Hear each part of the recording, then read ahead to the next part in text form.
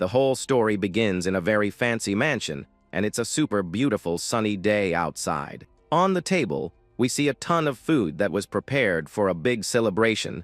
They're congratulating young Master Isaac for getting into the Royal Academy at just 10 years old. His nanny comments that it's a happy day, so she prepared all of his favorite dishes.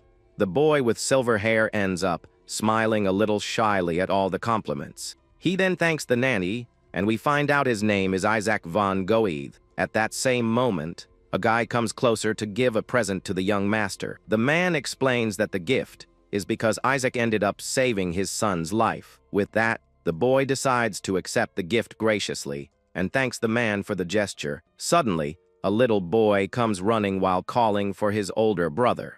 He's holding an instrument and says he's going to play a song to celebrate the achievement. Hans praises Jonas, saying that even musicians think he's a child prodigy. Our protagonist smiles and says that he'd really like to hear his brother's music then. Jonas gets super happy with that answer and gets ready to start playing. And just like that, the little boy starts playing his instrument with great concentration. But out of nowhere, everything gets very dark and some voices start screaming Jonas's name. Then, a guy with silver hair wakes up very startled in his own bed. He realizes it was all just a dream and that he's in a dark room. With a very sad look, he calls himself an idiot for having that dream again. The young man thinks there's no way to go back to that happy day from the past. Meanwhile, someone is climbing the stairs, heading straight for the protagonist's room. He then stops right in front of a wooden door and is about to open it to enter. A man enters the room carrying food and greets him,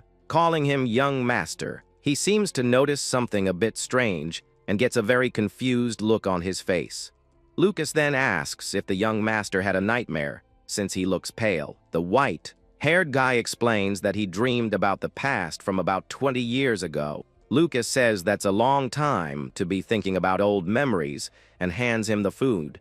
The servant suggests he try some fresh cheese with the meal, and he also reminds him that after eating, they'll do the sword training he skipped. Isaac remembers that 20 years ago, he caught a flu 1 month before going to the academy. The flu lasted for 3 months, and his desperate father went to find a mage from the tower. The mage then said the boy had a very unusual type of body. He explained that every living being is born with its own place to store mana, but his son's mana circulation was too violent and fast for his body. If it continued like that, his place for storing mana would eventually break. And that's exactly what happened. The mana in his body burst like a dam. When it hit the mana outside, it caused a giant energy explosion. The explosion was so strong that it sent everyone nearby flying far away. A lot of people got hurt, and everyone in the mansion lived in great fear of him. Until one day, the mana finally reached his younger brother's right hand. Desperate, the boy begged his father to lock him up somewhere safe. With his eyes full of tears, he made this request to be able to protect everyone. He wanted a place where no one could get close, so they wouldn't end up getting hurt.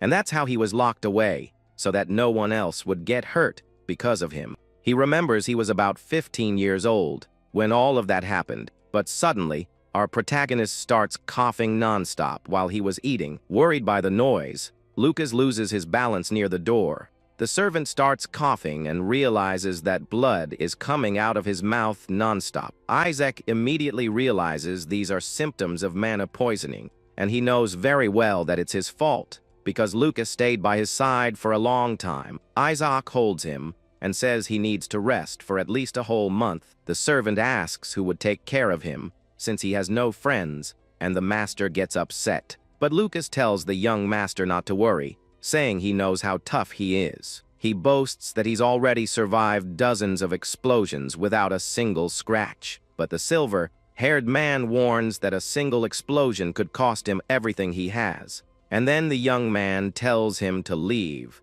saying he's going to meditate and doesn't want to be disturbed. With a smile on his face, Lucas says it was a pleasure to serve his young master. The door then closes, and Isaac is alone again in his very dark room. Suddenly, he has a vision and remembers when everyone was congratulating him. In his memory, he's sitting at the dinner table with a very serious look on his face. But the happy scene transforms into a terrible aftermath, with everyone down on the floor. Desperate, the boy sees his nanny down on the ground amidst all the chaos. A voice then welcomes Lucas, who had just arrived at that place. Looking up, the young man sees a figure floating above the completely destroyed table. This person is Lucas, who smiles in a very sinister way at young Master Isaac. Back in the present, Isaac wakes up, panting and scared from the nightmare. With his eyes wide, he remembers that Lucas had actually already passed away. He recalls that the servant left coughing up blood and didn't return for over a year. That day, another explosion happened, and the silver-haired man locked himself in his room for good. Since then, food was left at his bedroom door every day without fail. He blames himself, thinking he should have kept his distance and not gotten attached to anyone. Regretfully, he believes he should have treated everyone coldly from the beginning, and then he remembers Hans's family and how happy they seemed to be. With that, a few more years passed, with piles of bread being left at his door. Even so, he remained alive and picked up the bread that was left every day. Looking much older, he decides he needs to look to his future. Time had made him a middle-aged man, but his face was already that of an old one. For 30 years, he studied magic to overcome his unusual condition. With nothing left to learn from books, he now decides to begin his meditation. During his meditation, a mysterious voice began to speak inside his mind. The voice asks about his loneliness and advises him to truly know himself. And after many, many years, he finally found a clue to his curse. He wonders if something happened to his family while he studies the papers.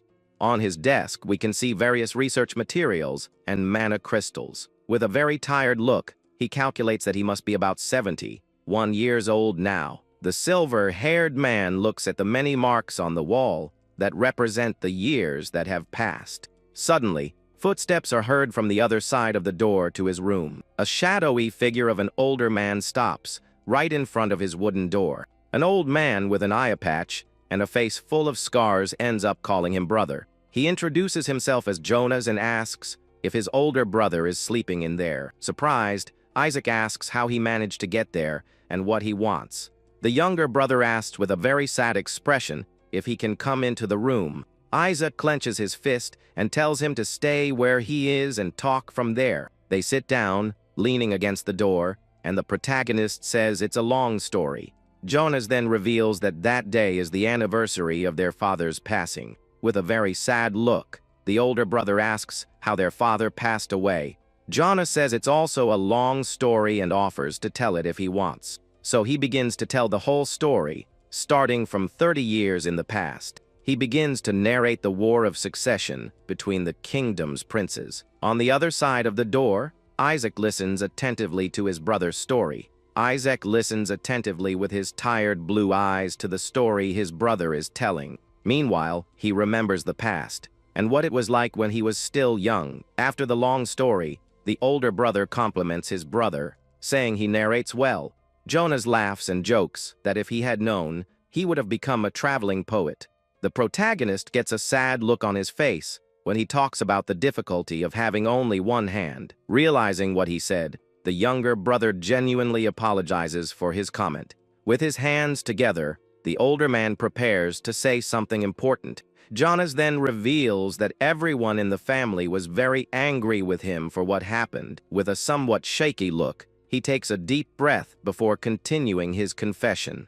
And even with all that anger, they missed their brother terribly. With eyes full of tears, the brother confesses that they all really loved him very much. He says it's a shame because he wanted to see his brother's face one last time. The older brother asks what he means by "cone last time," and he explains everything. He explains that he was injured and now asks his brother to live the rest of his life in peace. With a look of pure regret, the protagonist thinks he should have acted sooner. When he gets to the door, he sees a pool of blood seeping out from under it and panics. In a panic, he opens the door very quickly to see what happened to his brother Jonas. And there he finds Jonas collapsed on the floor with a sword in him. Shocked by the scene, the older brother is speechless seeing his brother like that. He doesn't understand how Jonas managed to talk for so long with that injury. Then the protagonist picks him up, saying he can't just leave him there. And so, the silver-haired man starts walking, carrying his brother. He climbs a long staircase, carrying his brother in his arms with difficulty. Tears stream down his face as he wonders why everything ended like this. He asks himself why his brother is so light and how long it's been since he ate properly. Finally, he reaches the top of the stairs, where a bright light shines from the door. He takes a deep breath of fresh air for the first time in the decades he's been locked up. The older brother takes his first step out of his prison after many years. As he steps out, he is faced with the complete destruction of his old childhood home. He walks through the rubble and passes the body of a giant wolf monster. Extending his hand to the sky, he notices that it has started to snow everywhere. He decides he will wait until spring to lay his brother to rest in the cemetery. Looking at a snow-covered tree, he says that after that, he will also rest. The scene then changes from the tree, in winter to the same tree, but in spring. A white butterfly flies towards a branch where a new leaf has just sprouted. The butterfly then lands on the hilt of a sword that was stuck in the ground. The protagonist is in front of a grave that was recently dug in the cemetery. He holds a blue mana crystal in his hand, with a very determined look. With great force, the older man squeezes the crystal in his hand, ready to use its power, and then a large amount of fire and wind energy explodes from his hand. He looks to the sky and asks his brother if he saw what he was able to do. He finally achieved total control of his mana, creating a fireball. After years of research, he overcame his condition and wonders if he can rest. With a sigh of relief, he falls to the ground, completely tired of it all. Lying next to the grave, he asks if he can be forgiven, even just a little. He blames himself, thinking that if he had acted faster, everything could have been different. He wonders if he could have changed the fate of his entire family. Lying on the grass with a smile on his face, he prepares to finally depart. But suddenly, a familiar voice asks him if he had a nightmare. He recognizes the voice as Hans's, but he knows that's impossible because he passed away. With his eyes open, he realizes he has woken up from a long and tragic nightmare. Lying in his bed, he wakes up panting and confused by everything he just dreamed. Hans notices he's covered in a cold sweat and is pale and worries about his condition. The servant gets closer, asking if he had a rather restless night. The silver-haired man wonders if this is a dream or his life flashing before his eyes. Not understanding the silence, the young man on crutches asks if the young master is okay. He then remembers the past, when Jonas was climbing a tree in the garden. With a determined look, the young boy ignores the warnings of danger and keeps climbing. From the top of the tree, the younger brother smiles excitedly at the protagonist. Jonas shows a toy soldier to his brother with a big smile. Watching from the window, the older brother observes him with a very shocked expression. The little boy celebrates excitedly for having reached the top of the tree. With a very gentle smile, the protagonist watches his happy brother from the window. Realizing the situation, the silver-haired young man understands that it's not a dream. He realizes that somehow he has managed to return to the past again. The voice from his meditation echoes in his mind, reminding him to free himself from the past. The voice advises him to let go of his thoughts and the vision of his life. He then realizes he needs to become who he was truly meant to be in the end. With new determination in his eyes, he is ready to change his destiny. Suddenly, the sound of something breaking pulls him from his thoughts. 3 maids are in the hallway cleaning up the mess caused by his condition. They comment that his temper is getting more and more sensitive because of the pain. Hans overhears the conversation and, annoyed, says he's going to teach them a lesson right now, but Isaac grabs his clothes, stopping him from going to argue with the maids. The silver-haired young man says that they're not wrong about what they said. He then asks Hans to stop coming to his room so he won't get hurt. With a very serious look, the servant stares at him without saying a single word, but he kneels in front of the young master and says he likes him all the same. He states that the young man is just going through a difficult phase and that it will pass. With a gentle smile, the boy says that when it's all over, it will be no big deal. And the protagonist remembers that Hans said all of that with a bright smile. But in the end, he ended up losing his life in one of the explosions he himself caused. He blames himself, saying that everyone who took care of him passed away because of him. Looking at his brother playing, He realizes he needs to act as soon as possible. With a new plan in mind, he calls for Hans, who is standing outside. The servant responds immediately, making himself available to his young master Isaac. The silver-haired young man looks at him and, with a cold voice, tells him to go away. With a furious look, he shouts for the servant to get out of his sight right now. With his head down, Hans says nothing, just listening to his master's order. The protagonist then says in a calmer voice that he understands the whole situation. He believes this is the right choice, as staying near him would put him in danger. The young man on crutches then turns to leave the room without another word. But before leaving, he asks the young master not to carry everything by himself like this. He advises him to rely on them sometimes, and then finally leaves the room. The silver-haired man remembers that he never said those words in his past. Suddenly, he slaps his own face to see if he isn't sleeping again. With a red face, he feels the pain and the strange sensation it causes. He wonders if this is real and what his passing in the cemetery was. Then, looking out the window at his brother, he is still very confused about everything. But he decides that it doesn't matter if it's a dream or reality, he will change the future. He is determined not to let another mana explosion happen again. The young man remembers that a long time ago, there was someone with the same condition as him.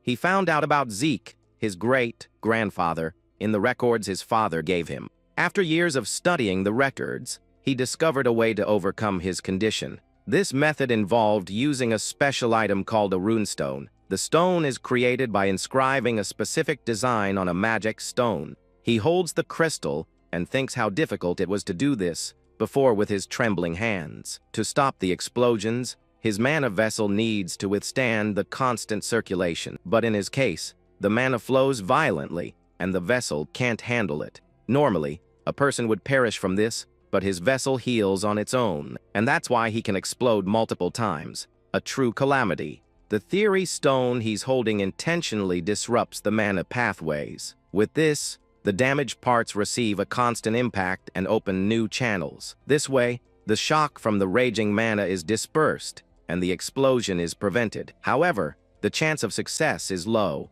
and he only succeeded in his past life before he passed on. That small spark of fire was the proof of his success back then. He wonders if he will be able to succeed once more this time. Concentrating his mana, a large amount of fire explodes in both his hands. Surprised by the result, the boy is shocked by the power he just unleashed.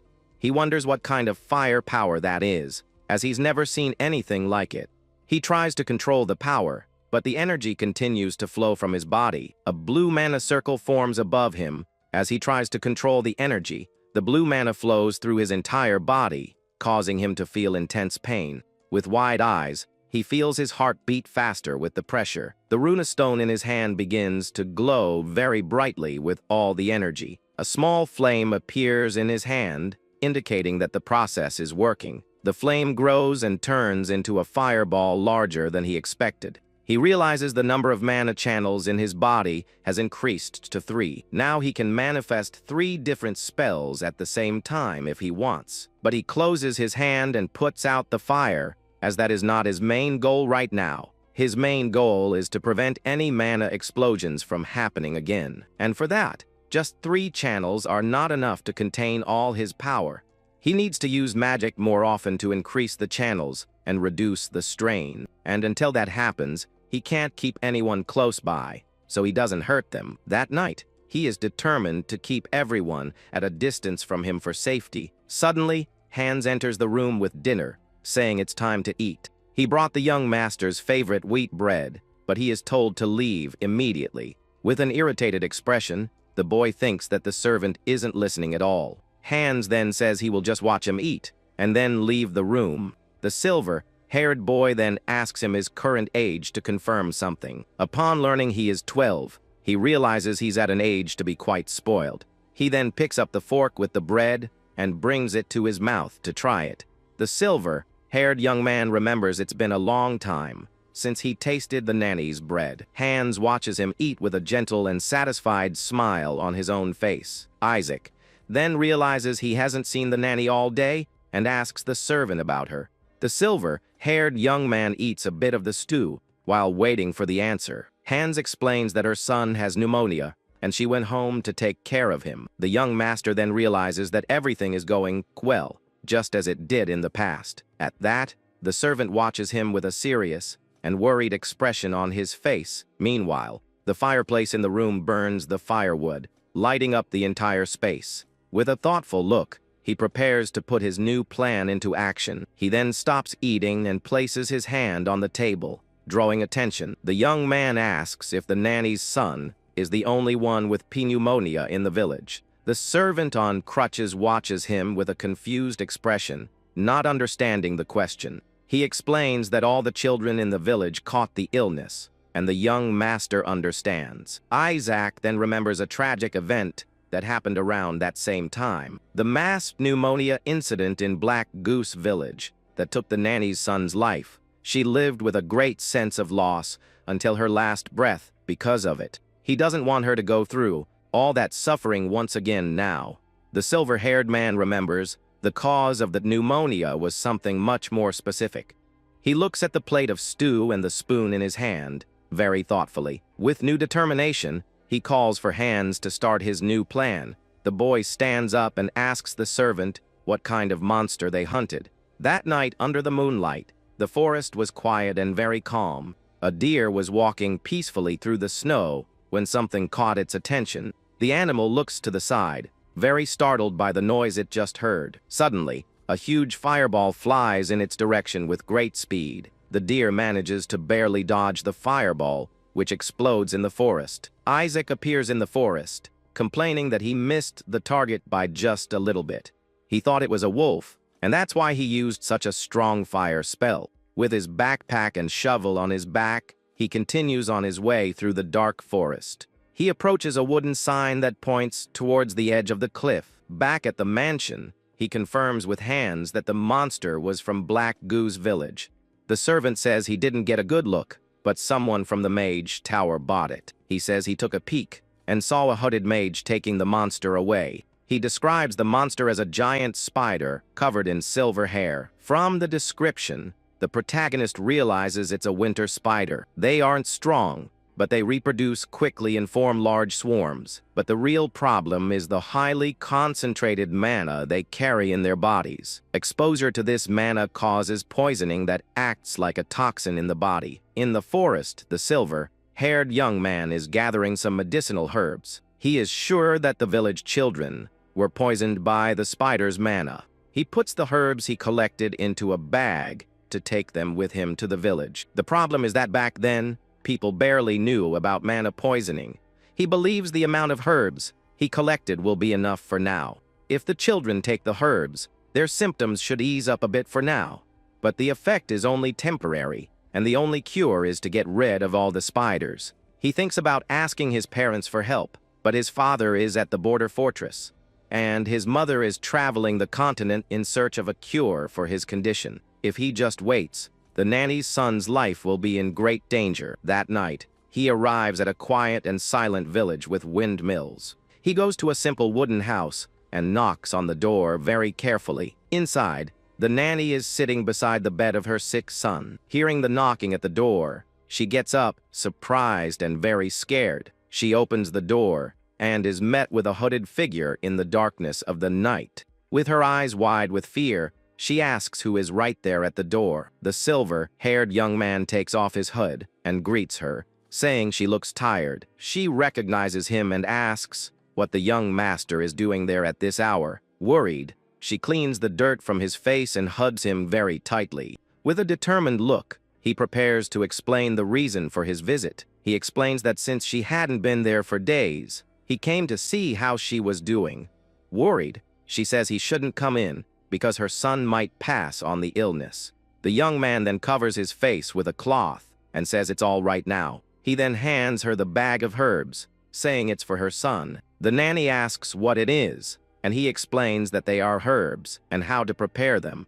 Isaac enters the house and goes to the room where the sick boy is lying down. He approaches the bed and observes the boy, who is sleeping with great difficulty. The silver-haired man notices the bluish spots on his face, confirming the poisoning. He tries to wake the boy by calling his name, with his mother watching from a distance. The little boy opens his eyes with difficulty and looks at young Master Isaac. In a weak voice, he asks Isaac not to fire his mother because of him. The boy blames himself, saying his mother didn't go to work because of his illness. The silver-haired man then says he won't fire the nanny and that she is very important. He places his hand on the boy's forehead and tells him to focus on getting better soon. The next day, he and a hunter are in front of an abandoned mine. They approach the entrance of the cave, which is overgrown and very dark. The young man asks if it's a limestone cave, and the hunter confirms that it is. The young master thanks him and pays him for the service of guiding him to that place. The hunter warns him to be careful, as people disappear in that area. He remembers that winter spiders prefer damp limestone caves. Before entering, he concentrates his energy in his hand to prepare himself. With mana glowing in his hands, he is ready to face the spiders. He can now cast 3 spells at once with the power of a second, class 1. But if he overuses it, his mana vessel could break again, which would be bad. And without knowing how many spiders are inside, he can't just attack blindly. So, he steps on a specific plant that will be his secret weapon in there. The plant is ice belladonna, an herb with very special properties. Normally, its fruits are used as a paralytic or even as an anesthetic, but for winter spiders, it is a lethal and very powerful poison. The sun shines in the sky as he gathers the fruits of that poisonous plant. With the fruits in a bag, he takes a deep breath, preparing for the next step. He realizes he should have brought gloves, as the plant is much more potent. With the preparations ready in the runestones he made, he is ready to enter. He enters the dark cave with a mana light in his hand to illuminate the way. The silver-haired young man walks carefully through the dark and damp cave. He approaches a descent and looks down, trying to see what's there. The protagonist thinks it would be very pathetic to perish in a place like that. He believes the spider's nest must be down there and looks for a way to descend. He finds an old rope ladder and decides to use it to go down. With a little fear, he prepares to go down the ladder, which looks fragile. He holds the rope very tightly and starts to descend to the bottom of the cave. The ladder sways with each step, but he continues down very carefully. Finally, he reaches the bottom of the cave and steps onto the dirt floor. Tired from the descent, he takes a deep breath and composes himself to continue. He looks around and realizes he has found the right place for his mission. The cave is full of animal and human skeletons scattered on the floor. The bodies are piled up like mummies, completely drained of their fluids. He picks up a bone from the ground and identifies it as a human clavicle. The silver-haired man concludes that it must be one of the missing people the hunter mentioned. Suddenly, a giant spider leg emerges from the shadows, ready to attack. The silver-haired boy is startled to see the creature coming out of the shadows. He quickly reacts and throws himself to the ground to dodge the spider's attack. With a serious expression, he prepares to counter-attack the giant monster. He then concentrates his mana in the palm of his hand, creating a small sphere of light. The sphere multiplies into several fireballs that float around him. He then launches one of the fireballs directly at the creature that attacked him. The young man realizes they are afraid of fire and uses that to keep them at a distance. He knows he needs to prepare before a swarm of spiders surrounds him, so he ties a cloth over his face to protect himself from his own trap. Next, he takes the bag full of ice belladonna fruits that he collected. Kneeling on the cave floor, he begins his plan to defeat the creatures. With his face covered, he looks forward, focused on his extermination mission. The young master then prepares to use the poisonous fruits against the monsters. He uses his fire magic to burn the fruits and release a toxic smoke. With that, the green smoke begins to spread throughout the dark cave. The creatures start to feel the effect of the poison and become disoriented. Several spiders begin to fall to the ground, paralyzed by the poisonous smoke. With a determined look, he declares that the hunt will finally begin. Suddenly, the scene changes to a bookshelf in a very fancy office. In his past life, he was in the office surrounded by piles of documents. The silver-haired man was writing angrily, wondering how things had come to this point. He then gets up and looks out the window with a very tired expression. Outside, he sees a man arguing aggressively with his subordinates. The man was shouting, questioning why the Lord had failed to protect his own people. He was asking why Black Goose Village was abandoned, and the Lord was getting irritated. Tired of the shouting, the young man moves away from the window, finding it all too noisy. He returns to his desk and thinks about asking them to board up the windows. But then he has a better idea and decides to move everything to the basement. It would be quieter there, and he could focus on researching his unusual condition. He planned to line the walls with a mineral resistant to mana explosions. With a smile, he turns and asks Hans what he thinks of his idea. However, he realizes there is no one in the room and calls for his servant again. His smile vanishes as he remembers an important detail about the servant. The Lord then recalls that at that time, Hans was no longer with him. He remembers the loneliness he felt while working day and night without stopping. His hand wouldn't stop writing as he tried to deal with the whole situation. An expression of exhaustion and sadness takes over his face as he remembers the past. He continued to write documents, trying to ignore the pain he felt inside. The memories of that lonely time haunted him constantly, without a break. The only thing that kept him busy was the endless work on his desk. But he wouldn't let the past shake him again with those memories. The young man was determined not to repeat the same mistakes of his previous life. Back in the cave, the poisonous smoke continues to spread through the area. The boy remains kneeling on the ground, waiting for the poison to take full effect. He thinks that he always remembers old things when his mind starts to wander. Seeing the fallen spiders, he confirms that the plant's poison worked very well. The smoke causes the creatures' bodies to go numb until they suffocate, but he also needed to protect himself, which is why he used a damp cloth on his face. After that, he purified the air he breathed using the mana in his own body. He also created a fireball to scan the area and find more monsters. He was using 3 spells at the same time: purification, fire, and phase, shifted fire. He calls it multi-channel casting, and thanks to it, he bought time for the spiders to weaken. With a wave of his finger, he bids farewell to the paralyzed creatures on the ground. Then, a gigantic explosion of fire burns all the spiders in the cave. The silver-haired young man calmly walks away from the fire he left behind. With his face covered, he keeps his gaze focused and determined on the path ahead. He notices that the surviving spiders are all running in a single direction. The boy then deduces that there must be water in the location where they are all fleeing. Without a worry, he walks over the flames that are still burning on the cave floor. The flames continue to consume the bodies of the spiders that couldn't escape. He complains that the fire is strong and that if he doesn't hurry, he'll suffocate from the smoke. He decides it's better to finish everything quickly, and so takes off his heavy coat. The deepest part of the cave is covered in sharp, icy stalactites. The young man arrives at a large chamber with a frozen lake and a firelight in his hand. He hugs himself, feeling cold, and regrets taking off the heavy coat earlier. The temperature has dropped so much that the surface of the lake is completely frozen. He looks up and notices something strange and disgusting on the ceiling of the ice cave. The ceiling is covered with hundreds of spider eggs that glow in the firelight.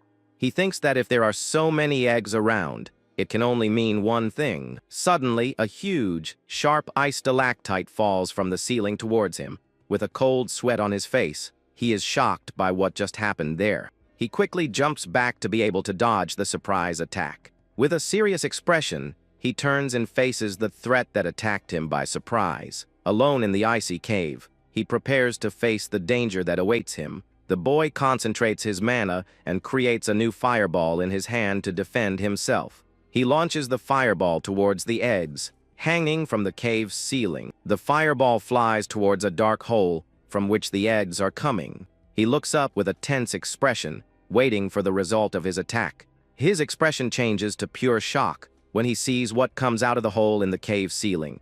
A giant spider with ice armor emerges from the darkness and glares at him with hatred. His eyes widen in terror as he realizes the size of the monster in front of him. The queen attacks him with her ice claws, and the boy throws himself aside to dodge. He is thrown back by the shock wave from the giant spider queen's attack. Annoyed, He complains that his bad feelings are unfortunately never wrong.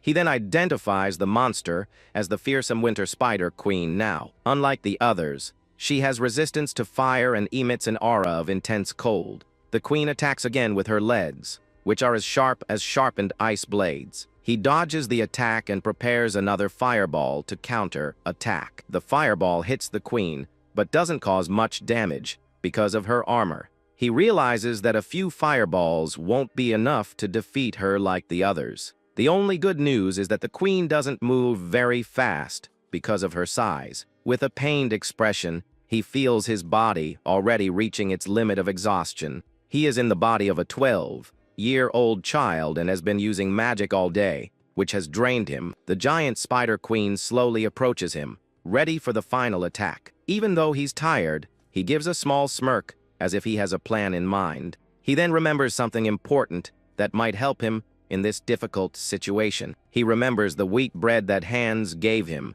and how delicious it was. In that cold region, eating soft wheat bread was all thanks to his dear nanny. For the spoiled boy, she traveled every week to buy good quality wheat. A smile forms on his face as he remembers the affection of his dear nanny. The young man decides that when he gets back, he will ask her to make many loaves for him. With the shovel in his hand and a fireball floating beside him, he now prepares himself. He says it doesn't matter if she's a queen, because in the end, she's just a spider. The young man then hurls his heavy bag directly at the giant creature. The bag collides with the queen's ice armor with a strong impact. With that, the creature's armor begins to crack from the force of the blow. The queen's ice armor shatters, revealing a vulnerable part of her body. Without wasting time, the boy charges forward with the shovel in hand to attack the weak spot.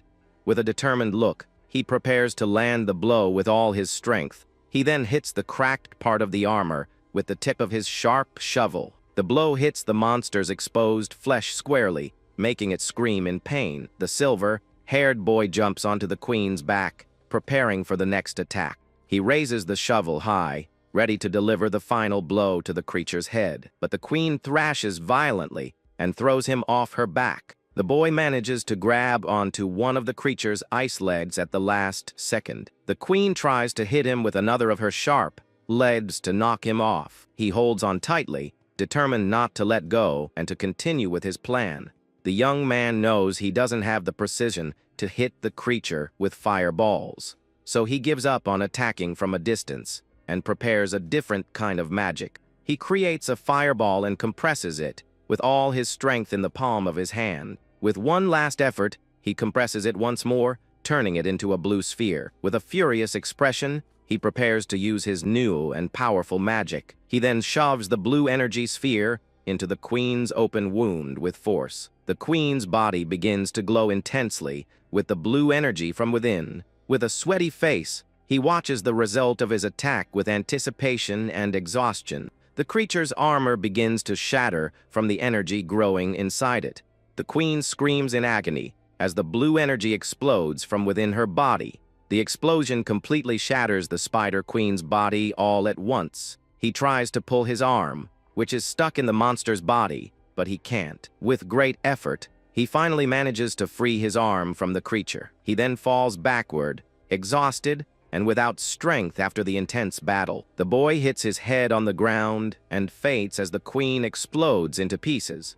Lying on the cold cave floor, he loses consciousness due to the impact. In the place where the queen was defeated, a bright blue crystal appears in the air. The queen's mana crystal floats in the air, enveloped in an aura of blue energy. He wakes up confused and wonders where he is, as he hears familiar voices. He recognizes the voices of the nanny and Hans, who is being scolded by her. She asks Hans if he really didn't know that the young master went to the mine. The nanny is worried, and Hans explains that a hunter guided him, but then disappeared. The young man remembers fainting and waking up alone at the cave entrance. After that, he went to the village and found Hans pacing back and forth. Upon seeing his servant, he felt relieved and fainted from exhaustion in his arms.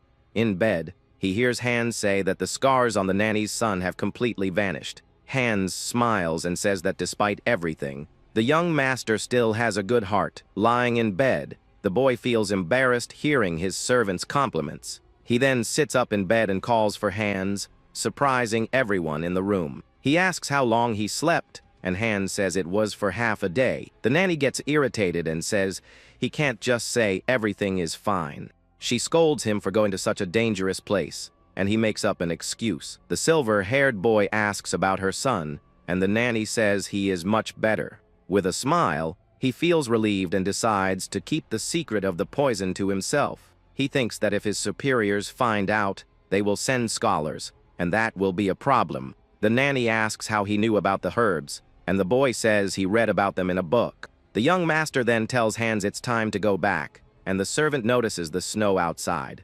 Hans worries because if they find out he left the property, things will get bad. The nanny then hands him a basket of apples as a thank you for his help. She explains that the apples are a thank you gift from all the villagers. With a bandage on his face, he holds one of the apples, thinking about what to do. He then tells the nanny to take another week off to care for her son. She worries about what the head butler will think and becomes anxious. The silver-haired young man that asks, who said she was only taking a week off. With a smile, he holds up an apple and asks her to make jam with the fruits. He confirms that he wants apple jam, and for her to bring wheat bread when she returns. The woman is surprised and moved by the silver-haired young master's request. With a gentle smile on her face, she is happy with the kind boy's attitude. With a mischievous smile, he then suggests she make an apple pie too. The silver-haired boy thinks it's a great idea, and night falls over the quiet and silent village. The sun shines brightly in the sky, announcing a new day at the young man's estate. We see the boy running through the castle courtyard with great determination on his face. Tired, he stops for a moment to catch his breath, but soon continues running. A week passes, and the young man continues his daily running training without stopping. During this time, he notices that his body is undergoing major changes. His previous 3 mana channels have increased, and now he has a total of 4. His body is more stable, and he can now cast 4 spells at once. He believes that pushing himself in the fight and running every day helped him improve. Magic requires mental strength, and physical strength is linked to the strength of the mind. The reason he reached his limit in the mine was his untrained child's body. He remembers that in his past life, he was trained by a man named Lucas. Lucas was responsible for training his endurance and physical strength back then.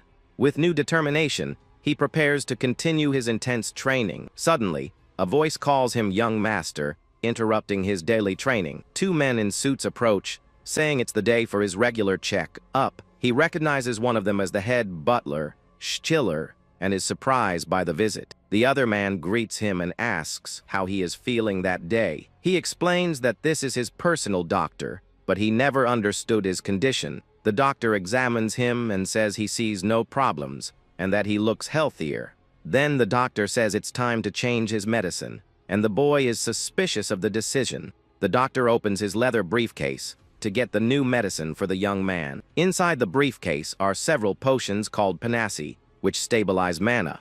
The silver-haired boy picks up a vial and thinks that his father always gave him the very best. Panacea means cure-all and is used as a tonic for tired soldiers. But the translation from the ancient language was misinterpreted, and the effect is different. Its real effect is to increase mana flow, which is actually a poison for him. But now, the potion is the perfect trigger to increase his mana channels. With the check-up finished, the doctor starts to walk away across the castle courtyard, but the head butler stops and stares at him, making the boy confused by his attitude. The head butler comments that the young master is much calmer than usual. He remembers that before, the boy always had tantrums during his check-ups. The young man smiles and asks if he should have had a tantrum this time too. The head butler watches him with a suspicious look without saying a single word. The head butler then reveals that he knows the young master cured the village children. The young man is surprised, and the butler says that Hans told him everything about the incident. He warns him that if the advisory council finds out, they won't stay quiet. With a serious expression, the butler says he will ignore what happened just this once. But he asks the young master to restrain himself and not repeat this in the future. Even in the past, He remembers that the head butler was always a strict man. The silver-haired young man was never able to get close to him because of his demeanor. Stiller was a cold man who kept everyone at a distance and showed no emotion. And yet, he takes the doctor's briefcase and hands it to the young master carefully. The butler tells the young man to consult him if he can't restrain himself in the future. He remembers that Jonas told him Stiller had been serving the family since his grandfather's time, and even after the fall of the Gothas, he remained at his post until the end of his life. With a smile, the young master realizes the butler is more thoughtful than he appears. With a neutral look, the head butler observes the silver-haired young man before him. He then asks why the boy has been running every day lately. With a determined look, he prepares to explain the reason for his training. He explains that all powerful mages in history also trained their bodies. The head butler watches him attentively as he continues to talk about magic. Elsewhere, Stiller is writing a letter to report on the latest events. He reports that the young master cured the village children and that the check-up was completed. He believes the boy's future as a scholar or alchemist is promising. He thinks this will bring some peace of mind to the lord of the house. The head butler then asks a maid to come into his office to talk. A red-haired maid enters with a worried expression and asks to be excused. Stiller recognizes her as Rosa and asks the reason for her unexpected visit. Rosa explains that the maids keep disappearing and not returning to the castle. Stiller comments that he already knows about Clara and Enid's disappearances, but isn't worried. With tears in her eyes, Rosa says she is sure something happened to them. She believes her friends wouldn't disappear without saying anything to anyone else. Rosa wonders if it isn't strange that so many maids are suddenly disappearing. Elsewhere, two maids are talking about the recent disappearances. One of them comments that the climate and the monsters make the place dangerous to live in. The other maid says Enid wouldn't disappear because she was working to pay for her father's medicine. A servant named Bill scoffs and says she might have gotten tired of taking care of her father. He suggests she ran off with some guy she fell in love with, and the maids get annoyed. Bill says he's just kidding, but that he has his own theory about the disappearances. With a malicious smile, he approaches them and prepares to tell them his theory. He whispers that it's all the work of dark magic and shows a skull in a circle. He explains that since it's a family of mages, they might be using dark magic, and since the young master is sick, he suggests the Lord would do anything to save him. The maids are shocked and wonder if the girls were offered as sacrifices. Bill smiles and teases them, saying he might be right about his crazy theory. Rosa scolds him and says the Lord wouldn't do that, as he even took in a criminal. Bill gets annoyed with Rosa's comment and calls her a cheeky and insolent brat. Suddenly, a mysterious voice catches Bill's attention, saying it's an interesting story. Isaac appears with a smile and asks Bill to tell him more about his theory. Startled, Bill begins to explain that the disappearances started 2 months ago. With a serious look, he continues to report the details of the disappearances. He says that the first to disappear was the maid Hild, without a trace. After a few weeks, Claire also vanished, and now it was in its turn. In the office, the boy is sitting at his desk, facing the servant Bill. With a serious look, the young master asks if he has any idea why. Bill scoffs at the boy and says he doesn't know anything, but Isaac is unfazed. The silver-haired boy encourages him to be honest and promises not to punish him for it. Bill remains silent for a moment, thinking about whether or not to believe the young master. The young man then asks if it's because of him, and Bill confirms that it's pretty obvious. He cites the example of Hans, who is always hurt from serving the young master. Bill says that Hans is always saying he won't have a peaceful passing because of this. He then realizes he's gotten himself into trouble and that he shouldn't have said that. The young master then calls Bill by name with a serious and intimidating voice. Desperate, Bill begs for his life and asks the young master to spare him. Isaac asks if he doesn't want to perish, and Bill desperately confirms that he doesn't. With a smile, the young man says that in exchange, he'll have to do something for him now. Bill agrees to the proposal with a look of relief and fear on his face. Night falls, and the moon shines in the sky, illuminating the darkness of the large castle. Sitting on his bed, the silver-haired blue-haired young man uses his blue flame magic. He concentrates and begins to call out the names of the missing maids. The images of Rosa and Annette appear amidst the blue flames surrounding him. With the blue flame in his hand, he prepares to begin his investigation. With a snap of his fingers, he is ready to find out what happened to them. He remembers the maids' names and prepares to use his own magic. He recalls that Rosa and Annette were the only ones to serve him after Hans passed away. In his past life, they volunteered to take care of him despite his bad reputation. He remembers having a tantrum and breaking a potion vial on the floor. The drops of the purple liquid mixed with the blood that was dripping from his hand. He yelled at the maids to leave and let him be alone in his dark room. With expressions of sadness and fear, the maids left the room without a word. He remembers yelling at them not to bring that useless potion anymore. One of the maids tried to encourage him, saying he shouldn't lose hope. With his face covered by shadows, he wondered what hope was to him. Standing against a red background, he questioned what they would know about his suffering. He remembered the pain of having taken someone's life with his own hands. He confessed to them that he took his own friend's life with his own hands. The brown-haired maid looked at him with an expression of shock and pity. Confused, he wondered why they were still there after his confession. The red-haired maid remembered Annette and what she had said back then. Annette regretted not having looked back or reached out her hand to Clara. The silver-haired young man observed the scene with a surprised expression. Annette explained that everyone ends up doing something they never wanted to do in life. With a serious look, he realizes that he was not alone in his suffering and pain. He remembers Annette's kind eyes, which looked at him with understanding and empathy. Annette's dark confession ended up comforting him in a strange and unexpected way. He regrets not having asked more about her story back then. With new determination, he gets up from the bed, ready to act and change the future. Bill knocks on the young master's door and announces his arrival. Isaac asks if there is any news about the whereabouts of the missing maids. Bill explains that he asked the beggars, and the descriptions matched perfectly. The young master then asks what the answer to the mystery of the disappearances is.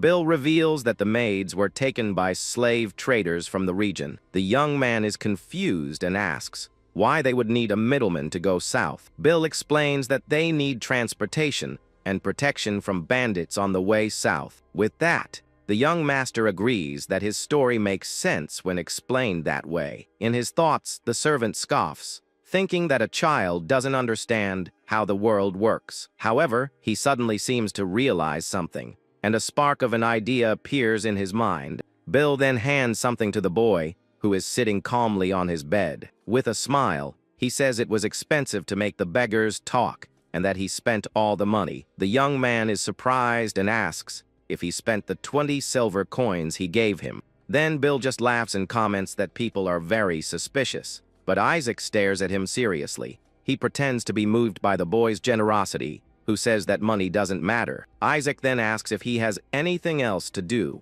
and the servant confirms that he does. With a smile, the young master offers him another job and promises a good reward. Bill accepts immediately, thinking he has completely fooled the boy and is happy. He believes he can make a lot of money from the young master, who is like a golden goose. Thinking about the risks and rewards, Bill offers to take the young man to the middleman. The servant is radiant, believing that life is about taking risks for great returns. But suddenly, the scene changes, and Bill is shirtless inside a dark and cold cell. Next to him, there is a skeleton in a corner, showing that the place is dangerous. Desperate, he grabs the bars and shouts, wondering how he ended up in this situation. He then looks out of the cell and sees the young master standing on the other side, watching. Isaac holds a blue mana stone with a subtle smile as his eyes glow. The dungeon is dark and damp, with a sewer channel running through the middle of the hallway. With trembling hands,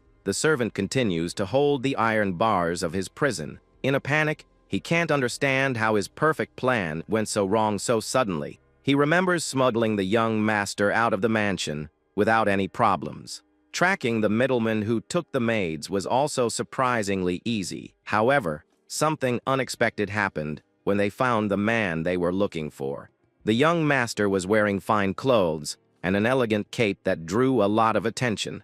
His noble and delicate appearance made him look like an easy target for any criminal. The middleman smiled maliciously, thinking he was a valuable commodity. Back in the present, Bill shouts indignantly why he is the one locked in that cell. He complains that the traffickers didn't lay a finger on the silver-haired young master. Meanwhile, they took everything from him except his underwear, and Isaac just watches the mana in the stone. Bill turns to the young man and furiously asks what their plan is now. He demands that the boy stop playing with the stone and say something, but he just sighs. Isaac notes that he has stopped using formal titles, and Bill says they are about to perish. The young master then reveals his plan to get Annette and the other maids out of there. Sarcastically, the servant asks how he intends to break the solid iron bars. Isaac then points his finger forward with a serious and focused look on his face. Bill is confused and surprised by the young master's sudden action in front of him. To his amazement, the iron bars of the cell bend and break, allowing passage. With his mouth open, the servant can't believe what he just witnessed. He stammers the young master's name as the boy looks back indifferently. With a fake smile, Bill asks if he isn't going to leave him behind in that dungeon. At that moment, two guards hear a noise and decide to investigate what is happening. Isaac says he's leaving, and Bill panics, asking him to wait a second. The silver-haired young man ignores his pleas and starts to walk away without looking back. In an act of desperation, the servant throws himself to his knees on the cold dungeon floor. He begs the young master to save him and promises to do anything in return. The boy stops walking and seems to consider the desperate servant's proposal. With a neutral expression, he listens to the man begging for his life there on the floor. With a cold look, the young man calls Bill by name and prepares to speak to him. He remembers having seen the servant behave in this same way before. In a memory of the past, Bill was begging for his life to be spared again. He says he wasn't in his right mind and regrets his bad actions. The Lord reveals that Bill used to be a bandit and survived by betraying his group, but this time, the Lord says he has betrayed the house of Goeth and shows his great sword. With tears in his eyes, the traitor realizes he will not be forgiven for his crimes. He begs for forgiveness, but the butler says that's enough from him. Stiller scolds him for trying to sell the secret grimoires of the Goethe family. The traitor tries to promise that he would never betray them again, but it's too late for him. Back in the present, Isaac thinks that he would be useful if he weren't so greedy. He clearly remembers that day and how the servant understood the underworld. With a serious look, the young master realizes that his story was a lie. He recalls that the criminal syndicate tried to buy his grimoires in the past. The criminal group that kidnapped the maids is now spreading throughout the territory. The silver-haired young man knows he needs to remove this threat as quickly as possible. With a scroll in hand, Isaac reminds Bill that he promised to do anything. He then says he needs the servant to do something for him first to prove it. Elsewhere, in a dark dungeon, a lantern illuminates the stone corridor. In a room, some men wait while one of them sits at a table to eat. One of his subordinates comments that his father is not eating again today.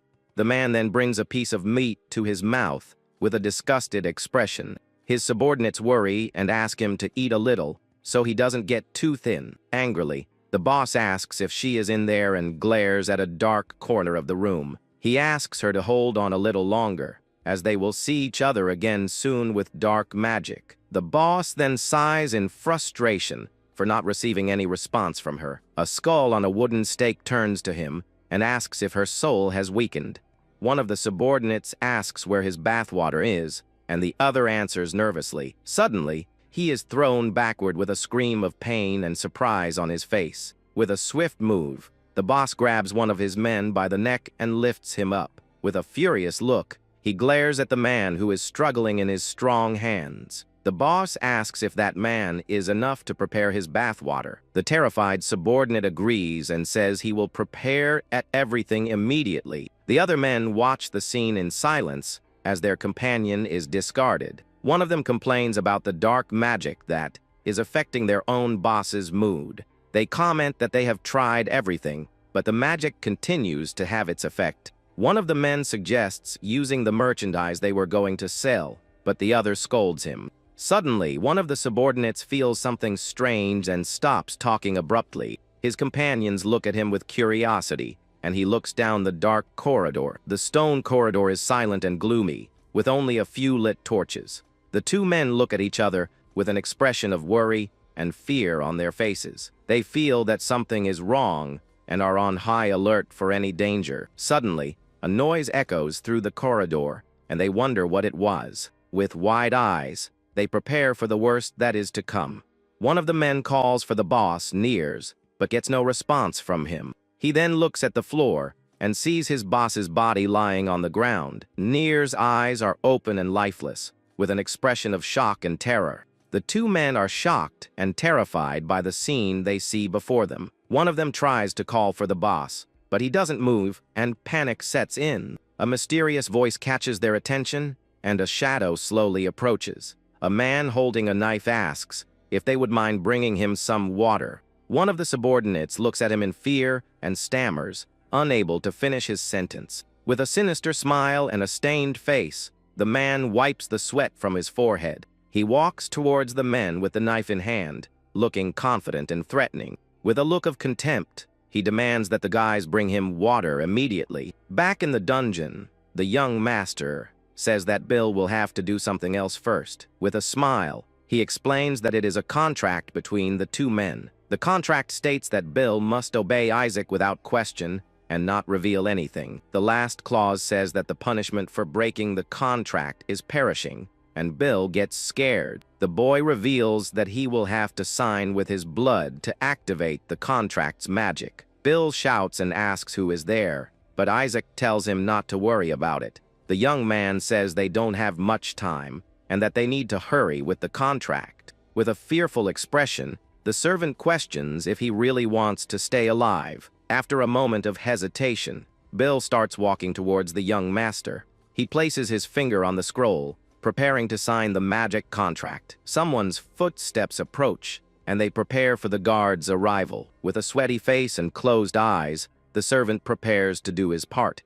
The silver-haired young man throws the knife to Bill, who catches it deftly in the air. He cuts his finger with the knife, and blood begins to drip down the sharp blade. With his bleeding finger, he presses the tip onto the scroll to seal the deal. An intense blue light emanates from the contract and envelopes them both in a magic circle. With a satisfied smile, the young master watches the magic activate before them. The guards arrive and shout, asking who they are and how they got out of their cells. The young man warns that they are coming, and Bill prepares for the fight that is about to begin. With a swift move, the young master knocks out all three guards at the same time. The men's bodies fall to the ground as the dust settles around them. Bill asks if they are done for, but Isaac explains that they are just unconscious. Surprised, the servant wonders how the boy managed to do that so easily.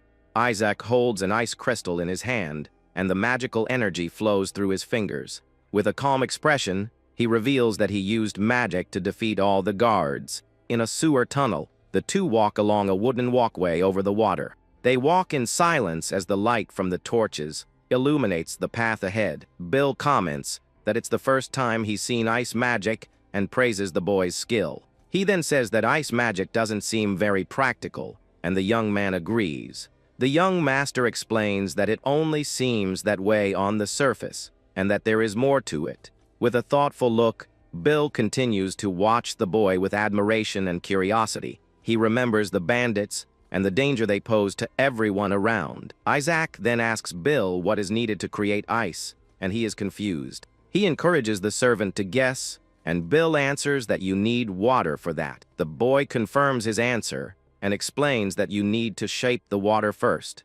He demonstrates the process by creating a sphere of water that spins in his hands now. The young man explains that performing all the steps at the same time is not easy to do. Bill gets startled upon hearing a noise and realizes they might be found. The bandits shout asking who they are, and Isaac prepares to attack. With a determined look, he points at the enemies and prepares to use his magic. A large mass of ice forms in the air and launches itself towards the bandits. One of the men looks up with an expression of terror and surprise on his face. Isaac reveals that he used a phase, change magic to create the ice instantly. He explains that it's not very convenient for close combat and smiles at Bill. The silver-haired young man says he wouldn't use ice if it weren't for that crystal.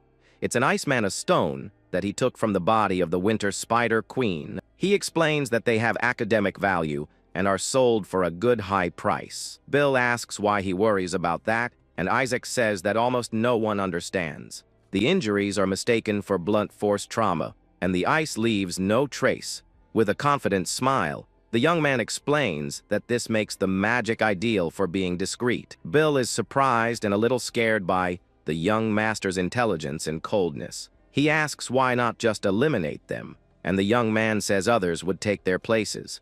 Isaac reveals that he is leaving them alive on purpose and drags him away. He attacks the two remaining bandits and knocks them out with the same ease as before. With a cold look, the young master says he only intends to eliminate one person there. His footsteps echo through the stone corridor as he approaches his target. Bill watches with astonishment and fear the determination of the boy who walks without hesitation. An imposing figure emerges from the end of the corridor and glares at the two intruders. The muscular man looks at them with contempt and asks who the two of them are. Bill stammers Nier's name and is terrified by the presence of the bandit chief. He warns that Niers is a madman who tears people apart with his bare hands. Isaac smiles and says that saves him the trouble of having to look for him later. A sphere of blue energy forms in his hand, and he prepares for battle. With a gesture, he launches a sharp ice shard towards the bandit chief. The ice blade flies at high speed and quickly approaches its target. Niers manages to dodge the attack at the last second, and the ice just grazes him. With a swift move, he bats away the ice shard with his bare hands. Bill is shocked by the man's strength, and Isaac realizes he is from a northern tribe. Bill panics and says it's no time to be impressed by the enemy. Niers calls out to the two of them and prepares to attack with his own hands. He says the young man is the merchandise he needed for his bathwater. The bandit chief says the boy will be a good ingredient for his dark magic. Bill begs him not to eliminate him, but Niers advances towards him without hesitation. With his eyes glowing red, Niers prepares to attack the defenseless servant. Bill screams that he is just an ordinary human and tries to protect himself from the imminent attack. Niers' hand quickly approaches the servant's face, who cowers in fear. He closes his eyes, expecting the final blow, but something unexpected happens. An ice blade pierces through Niers' chest from behind, paralyzing him in place. Bill realizes it's the same spell the bandit chief blocked before. With a flick of his hand, the young master controls the ice blade with precision. Niers spits and looks down, seeing the ice blade embedded in his chest. Isaac calls for Bill, and the servant turns to him with an expression of shock and relief. The silver-haired young man says that from now on, Bill is the leader of this place. He asks if the servant understood what he needs to do, and looks at him seriously, with an expression of panic and confusion. Bill doesn't know how to react to that order. He holds the knife with trembling hands and looks at the fallen bandit chief. But in the end, Isaac starts running in another direction very quickly. The young master turns and starts to walk away, leaving the servant behind for good. With his eyes closed, he remembers the words he heard in his past life. He recalls a maid telling him that everyone ends up doing something they didn't want to. She explained that these actions would follow them forever, staining their lives.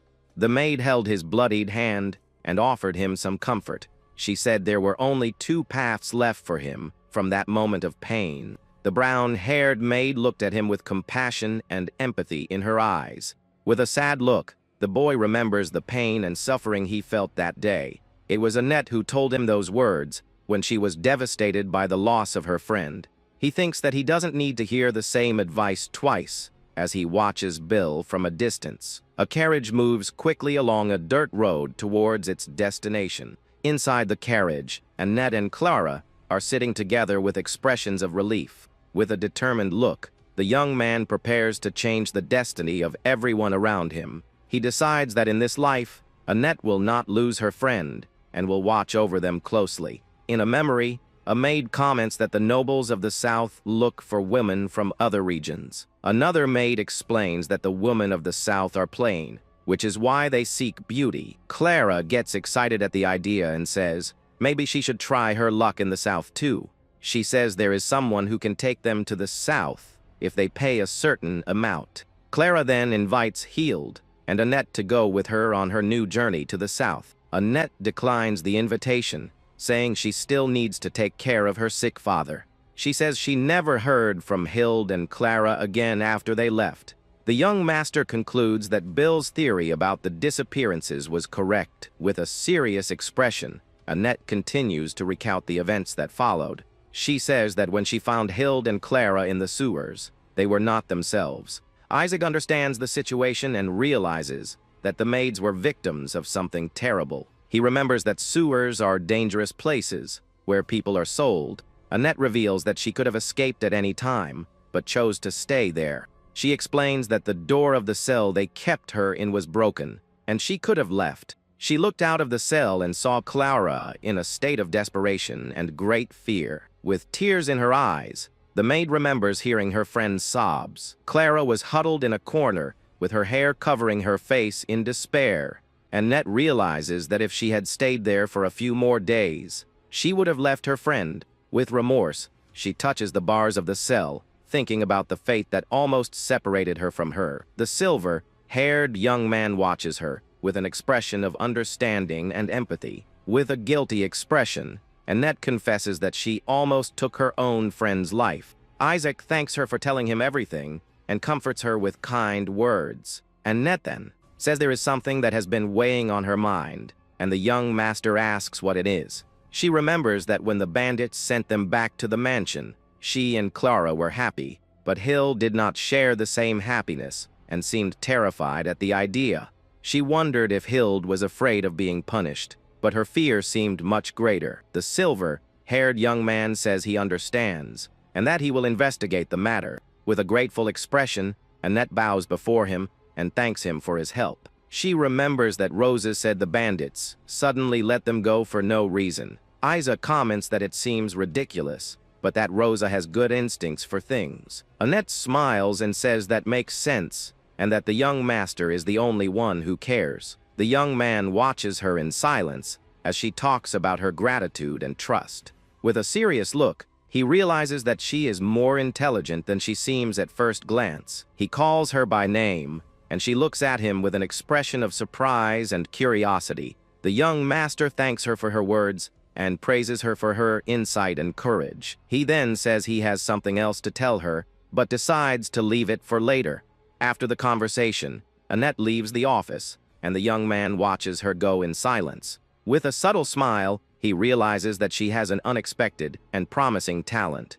He thinks that perhaps it would be worthwhile to teach her magic one day in the near future. Outside the castle, life goes on as usual with the sun shining in the sky. Two maids are talking about the return of the others who had disappeared. They comment that the young master welcomed them back despite the butler's opposition. One of them suggests that he might be interested in them because of his age. A servant walks past them carrying some packages and enters a side door. A servant approaches a pile of packages and arranges them very carefully. He organizes them into two piles before turning to the person watching him. A muscular man asks if his boss is there and looks at the servant seriously. With a wave of his hand, the servant greets him and prepares to answer the question. The servant scolds him for calling him boss and introduces himself as the new leader of the group. Isaac explains that there will always be vagrants in the sewers and that a new group will emerge.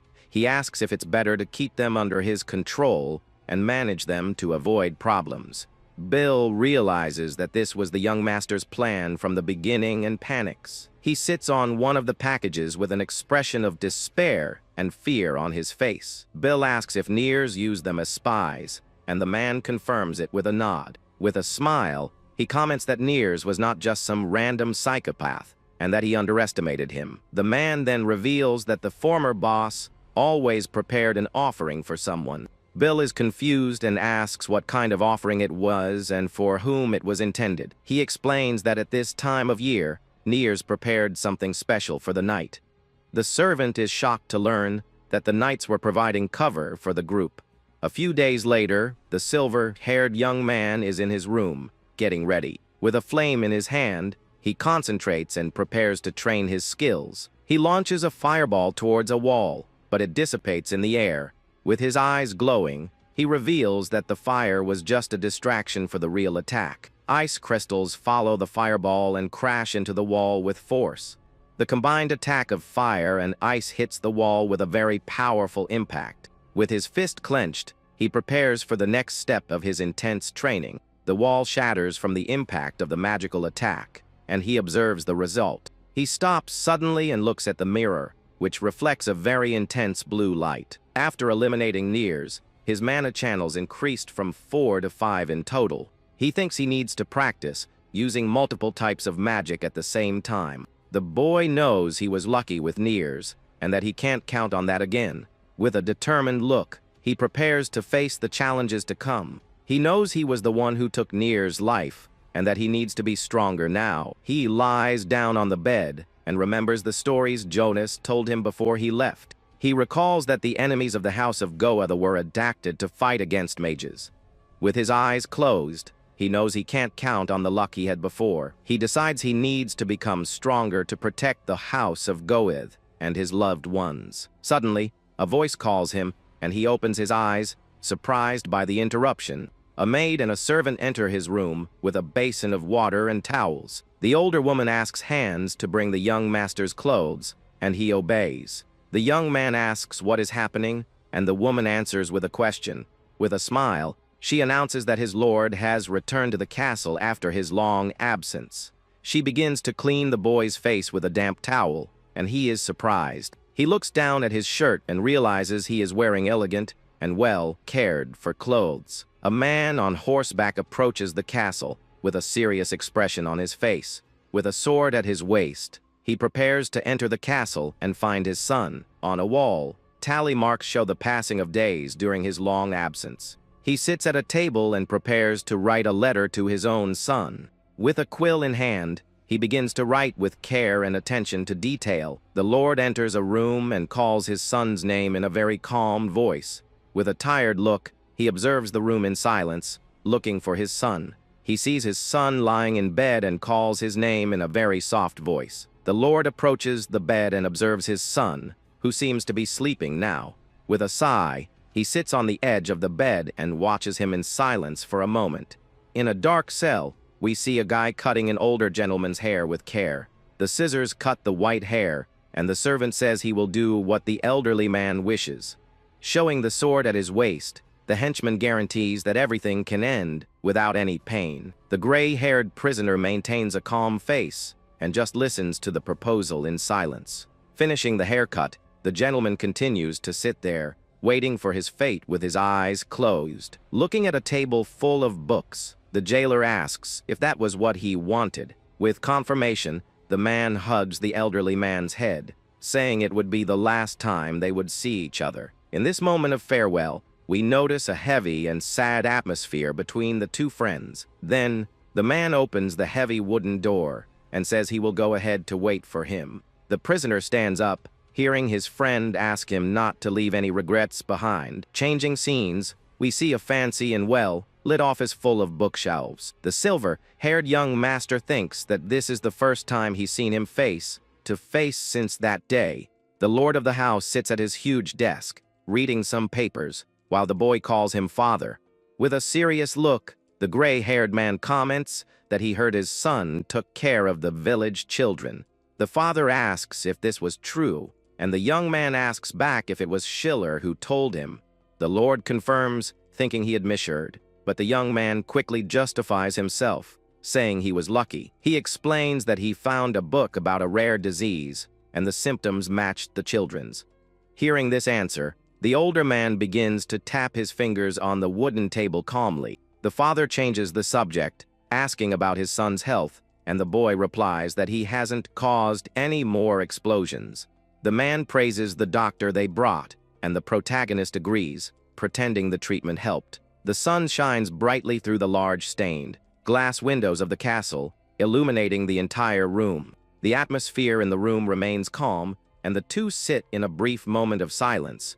Breaking the ice, the Lord asks how things are and waits for the answer with curiosity. The boy is surprised, wanting to know if he was referring to the winter border fortress. The father questions this sudden interest, and the young man replies that one day he will have to go there. The older man reports that everything remains the same, with knights fighting monsters in heavy snow. Thinking for a moment, he says that the only difference this time was that they stopped in the city of Bern.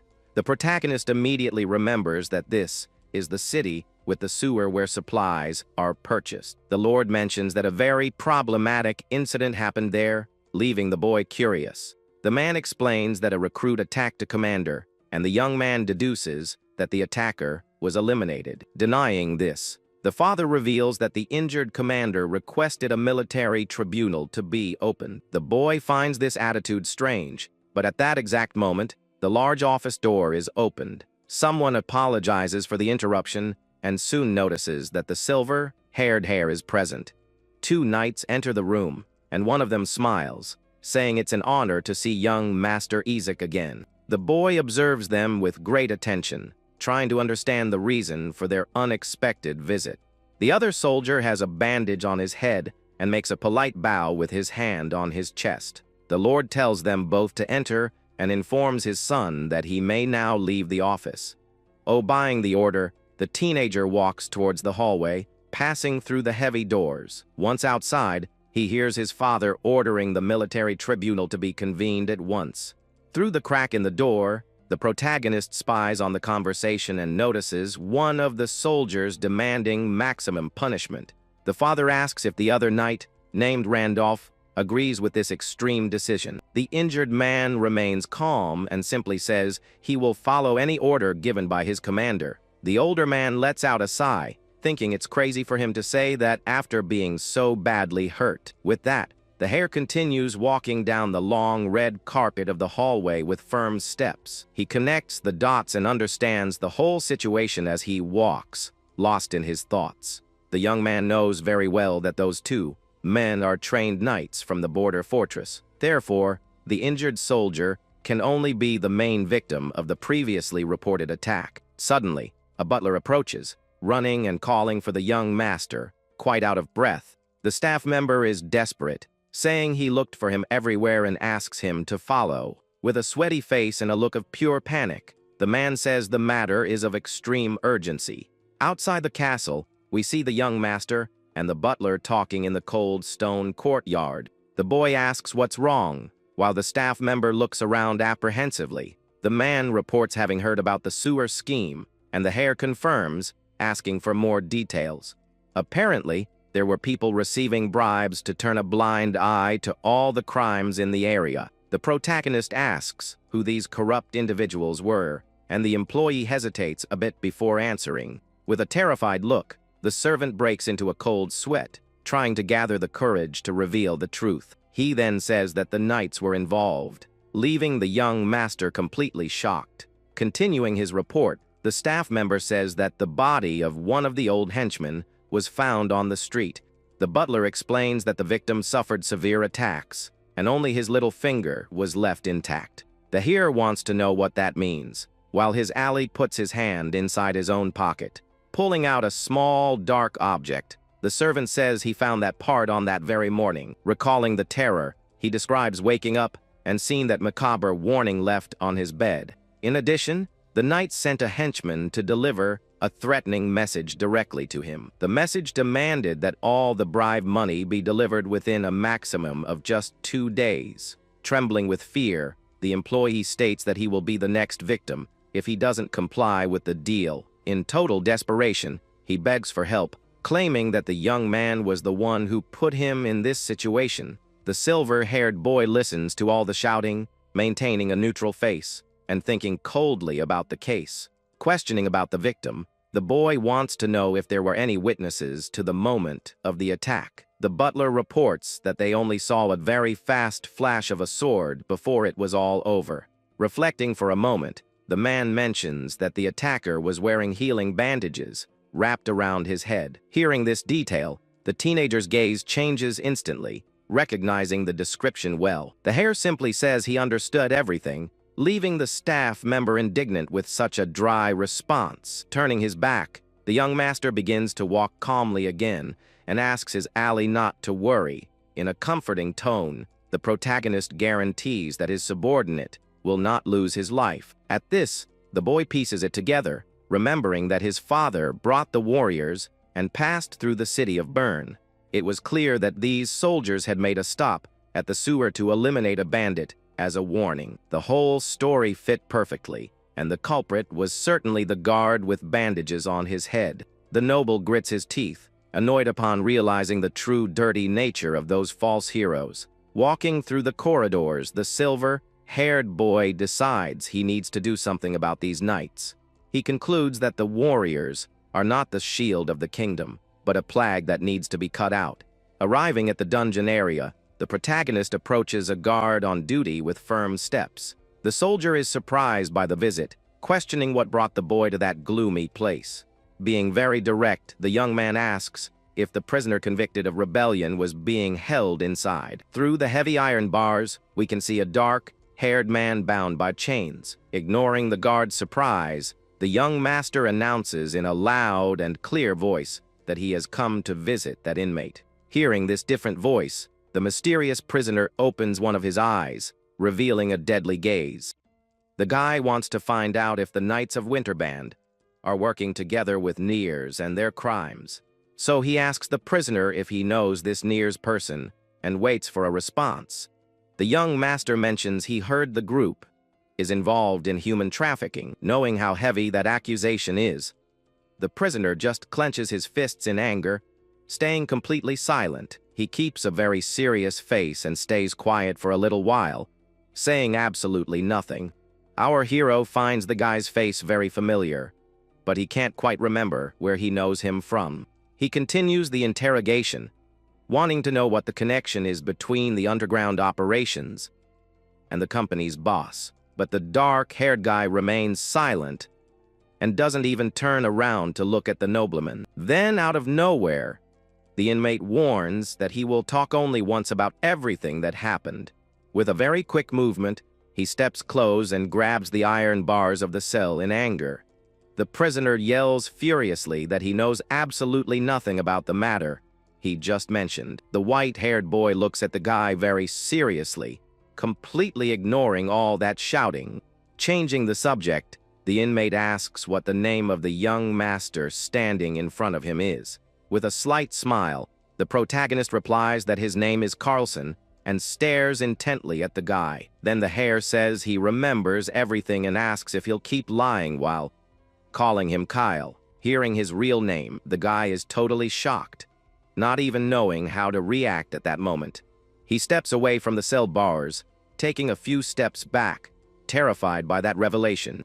The prisoner named Kyle then asks how the boy found out that secret name of his. The nobleman remembers hearing the name Kyle for the first time during the kingdom's civil war. That entire massive conflict started right at the succession ceremony for the old king's throne. The second prince, who lost the war for the crown, betrayed everyone by allying himself with the empire. Because of this, he caused a tragedy at the party, leaving the crown stained with the blood of innocent people. After the kingdom was overtaken, the people rebelled, and the leader of that uprising was Kyle himself. Kyle was now pretending to be Carlson and doesn't understand how the kid uncovered his real identity. The white-haired boy says he only read about his life in a very famous book. The book was called The Chronicles of Villains and told the stories of a lot of criminals.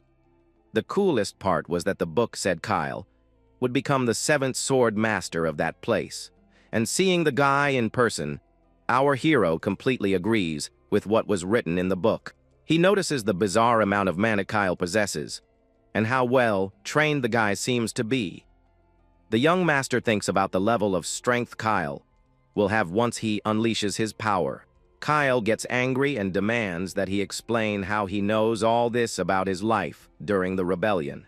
The boy laughs and tells him not to be surprised, as he also knows he is the son of that Cation guy. Shocked by another piece of information about his family, The inmate asks who the boy really is. The nobleman asks why he doesn't recognize the eldest son of the go of the family, making the guy upset. Kyle wants to know the real reason for the visit, and the boy says he doesn't care about a simple mercenary, especially one who vanished from the map more than 10 years ago, leaving the prisoner absolutely furious. Kyle asks if he is Isaac, and the young man says he doesn't care whether the guy believes his word or not. With a very serious and focused look, he prepares to ask the question that truly matters. The white-haired boy wants to know the reason why the company's boss is trafficking so many people. Near a candle, Kyle says that if he really is the young master, things change completely. The here then says that this is all the more reason for the guy to answer everything he wants to know. With his arms crossed, the kid thinks about what he will do if the conversation doesn't lead anywhere good. He warns that the commander can blame the guy for Nier's crimes, making him a wanted man. Because of that, Kyle wouldn't even be able to start his revenge against the people who betrayed him. The prisoner clenches his hands again, thinking about how complicated his current situation is. The dark-haired guy remains silent, looking like he's facing a major dilemma right now. The two stand still in the dark cell, with the nobleman waiting for an answer from the silent prisoner. The white-haired boy thinks that Kyle isn't foolish enough to be manipulated like his butler was. Seeing that he won't get anything, the hero turns around to leave and try to come up with a new plan. So he decides he has no choice but to draw all the enemies' attention to himself. Changing scenes, you can see a drop of water falling into a puddle in a very dark and damp place. Two hooded guys walk down a stone corridor, looking like they are on a secret mission. One of them finds it strange that there are no Nier's guards around and wonders what happened. With that, his partner points to something right ahead and tells the other to look very closely. They find the cages where the merchandise was kept empty and get very angry about it. Apparently, the new boss stopped the bribes and called the guys to settle the dispute right away. They wonder if the new Niers will cancel their deal and open the door very slowly. But when they open the door, both get a surprise from the person who was waiting on the other side. The protagonist's butler greets the guys with a forced smile, sweating coldly from pure fear. With a very polite gesture, he asks the two of them to enter the room, his voice trembling completely. The hooded men find it bizarre that a Nier's employee is wearing the clothes of an ordinary servant. Besides, they notice very well that the man wasn't carrying any kind of weapon with him there. Suspicious of the situation, the two look at each other for a moment before making a final decision. So they enter the room and walk very slowly down the corridor, holding their swords in their hands. With a very serious look, the leader of the group prepares to come face to face with the new boss of Nier's. They enter a dark room and see a guy sitting at a table lit by a burning candle. The hooded man asks if he is the new boss and complains about being summoned without any warning. He even makes a threat, saying the kid must think he has 9 lives to play around like this. The boy asks if he can say something, leaving the two men very surprised and confused. They find that childish voice strange and notice that the new boss was just a very young kid. With the candle in his hand, the protagonist asks the reason why they did that and stares at the guys. The leader of the hooded men starts sweating coldly when he recognizes the boy and gets terrified. Out of nowhere, one of the men attacks his own partner and forces the guy to kneel down on the floor.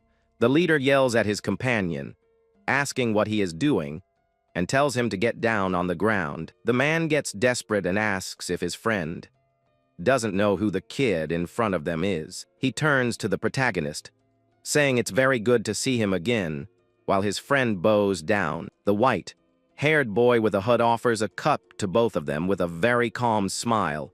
Knights Fickle and Randolph are in total shock to see that the young master Isaac was the boss of everything.